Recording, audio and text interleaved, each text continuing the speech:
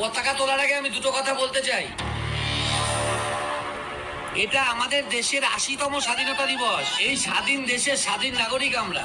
সব সময় মনে রাখবে আমাদের প্রত্যেকের স্বাধীনভাবে কথা বলার অধিকার আছে। Yes sir. আবার আমার কথার মাঝখানে কথা বলে, একদম চুপ।